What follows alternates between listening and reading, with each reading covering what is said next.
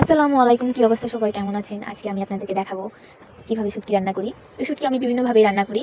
তো আজকে একটু অন্যরকমভাবে আমি রান্না করব।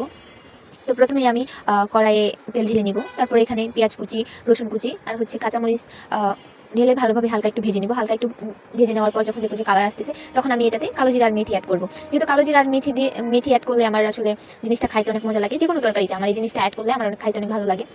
তো এটা ভাজা ভাজা হয়ে যাওয়ার পরে এখানে দেখতে পাচ্ছেন আপনারা শুটকি, ওর ভিতরে আমি হলুদের গুঁড়া, মরিচের গুঁড়া, লবণ এটা আমি আমার পরিমাণ মতো নিয়ে নিয়েছি। তো এটা হচ্ছে ওই কড়াইয়ে ঢেলে দিব। ঢেলে দেওয়ার পরে ঢাকনা দিয়ে একটু ঢেকে দিব। ঢেকে দেওয়ার পর কিছুক্ষণ চুলার উপরে থাকবে। তারপর আমরা আবার ঢাকনাটা সরিয়ে নিব। সরিয়ে নেওয়ার পর এখানে আপনারা দেখতে পাচ্ছেন আমি কিছু সবজি নিয়েছি। এখানে আছে হচ্ছে আলু, টমেটো, সিম আর হচ্ছে ফুলকপি ডাঁটা। তো এটা আমরা কড়াইয়ে ঢেলে দিব। ঢেলে দেওয়ার পর এটা আমরা হালকা একটু ভেজে নিব। হালকা একটু ভেজে নেওয়ার পর একটু ঢেকে দিব। ঢেকে দেওয়ার পর ঢাকনাটা সরিয়ে আর একটু ভাজাকাঠি দিয়ে নাড়া দিব। নাড়া দেওয়ার পর এটাতে আমি পরিমাণ মতো পানি দিয়ে দিব। পরিমাণ মতো পানি দেওয়ার পরে আমি ঢাকনা দিয়ে আবার ঢেকে দিব। তো এভাবে কিছুক্ষণ থাকবে। কিছুক্ষণ থাকার পরে আবার আমি ঢাকনাটা সরিয়ে দিব। এই দেখুন, আপনারা দেখতে পাচ্ছেন আমার তরকারিটা হয়ে গেছে। তো আমি এখন তরকারিটা নামাই ফেলতেছি। তো এইভাবে খাইতে আমার কাছে অনেক মজা লাগে। তো আপনারাও চাইলে এভাবে রান্না করে খেতে পারেন, অনেক মজা হবে।